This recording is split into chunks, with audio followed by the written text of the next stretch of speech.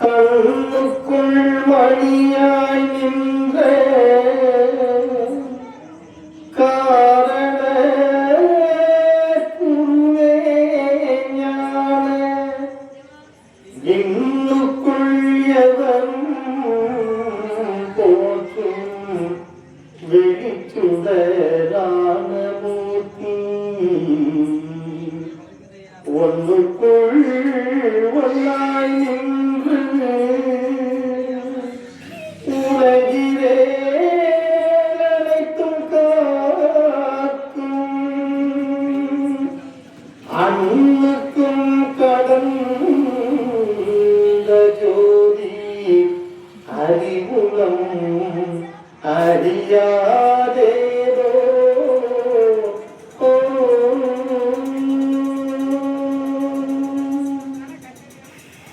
சர்வமும் வைகுண்டவன் எங்கும் நிறைந்த எல்லாமுமான ஏக பரம்பொருளான ஐயா ஆதி சிவ நாராயணருடைய வைகுண்டரின் பேரருளால் நமது கரும்பலூர் ஐயா நாராயண சுவாமி அரசாளுகின்ற இந்த அரசாளும் பதியிலே 100 ஆண்டு கண்ட நமது கரும்பலூரிலே ஐயா வழி 100 ஆண்டு பாரம்பரியம் கொண்ட நமது கரும்பலூரிலே பதி அமைத்து 15வது ஆண்டு திரியேடு வாசிப்பு திருவிழா நடைபெற்றுக் கொண்டிருக்கிறது. இந்த விழாவிலே நேற்றைய தினம் ஐயா 8ஆம் திருநாளாக இகழை திருக்கல்யாண திரியேடு வாசிப்பினை எம்பெருமான் வழங்கி ஐயாவும் அம்மைமாருமாக அன்பான சான்றோர் மக்களுக்கு அன்ன தர்மத்தை வழங்கி சுந்தர வாகனத்திலே ஏறி திருச்சி பவனி என்று எம்பெருமான் சிறப்பு சேர்த்தார்கள்.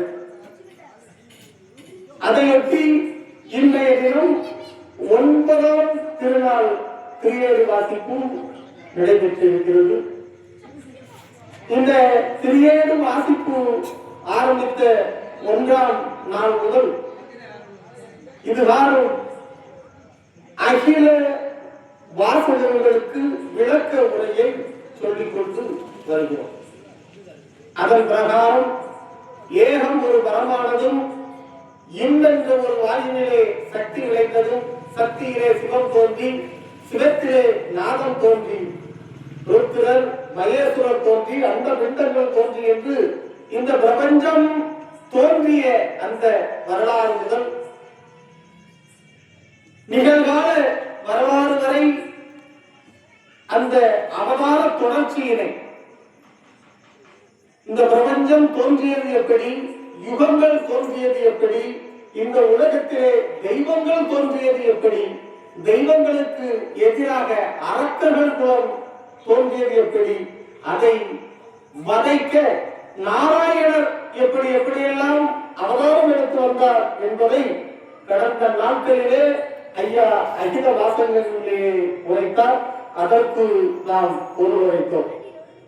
அதன் தொடர்ச்சியாக எம்பெருமான் இந்த கலியுகத்திலே ஆதி சிவ நாராயணர் வைகுண்டர்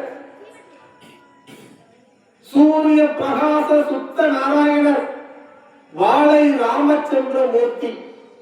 வாழை என்றால் வயதில் இளையவர், அதாவது என்றும் இளமையோடு இருக்கின்ற, என்றும் 16 என்று சொல்வார்களே அதே போன்று என்றும் இளமையோடு இருக்கக்கூடிய அந்த வாழை ராமச்சந்திர மூர்த்தியாகி அந்த சூரிய நாராயணர் தானே வைகுண்டமாக இந்த கலியுகத்திலே தோன்றி வந்தார் என்ற அந்த அவதார செய்திகளையும் கடந்த வாசிப்புகளிலே நாம் கண்டோம். அந்த அவதாரம் எடுத்து வந்து எம்பெருமான் 6 ஆண்டுகள் தவம் இருந்து எம்பெருமான் முன்பு களி நீசனிடம் பெற்ற அந்த சத்தியத்தை நிறைவேற்ற வேண்டும் என்று அதாவது ஒரு பண்டாரத்தை அட்டி செய்தால் கலியன் தான் பெற்ற வரங்களை எல்லாம் தோற்று கொடு வரையில் வீழ்வாள் என்ற அந்த சத்தியத்தை நிறைவேற்ற வேண்டும் என்று எம்பெருமான் பண்டாரமாக வந்திருந்து அவரது செய்தியை கேள்விப்பட்ட அன்றைய திருவிதாங்கூர் அரசாங்கம் அவரை எந்தெந்த மாதிரியான இன்னல்களுக்கு உள்ளாக்கியது, எவ்வாறெல்லாம் ஐயாவின் மீது கொலை முயற்சி செய்தார்கள் என்ற செய்திகளையும் முந்தைய வாசிப்புகளிலே அறிந்தோம்.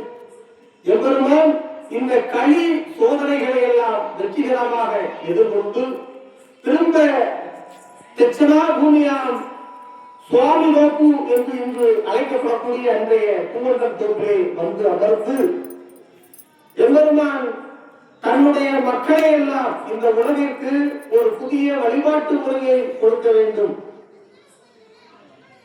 இந்த மனுக்கள், அதாவது இந்த பூலோக மனுக்கள் இந்த களி மாய்கையிலே இருந்து விடுபட்டு பிறப்பு சுழற்சியில் இருந்து விடுபட்டு பேரின்ப நிலையை அடைவதற்காக ஒரு வழிபாட்டு முறையை கொடுக்க வேண்டும் என்று துவையல் தமசு பண்டாரங்கள் மூலமாக இந்த உலகிற்கு ஒரு வழிபாட்டு முறையை எம்பெருமான் கொடுத்தார் என்ற செய்திகளையும் கடந்த வாசிப்பில் கேட்டோம்.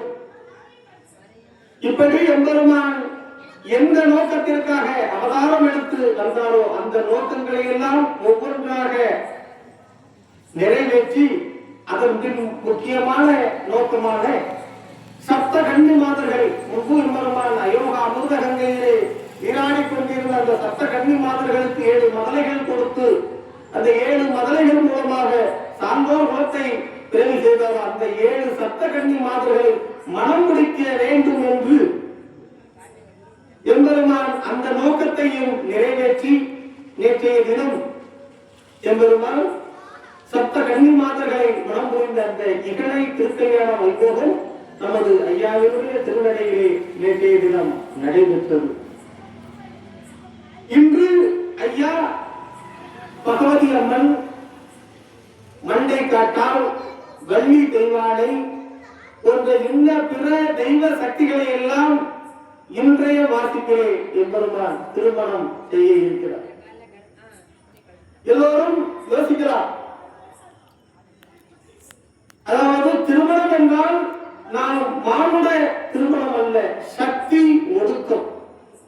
அதாவது நம்ம மனுஷ ரீதியில சொல்லணும் அப்படின்னு சொன்னா,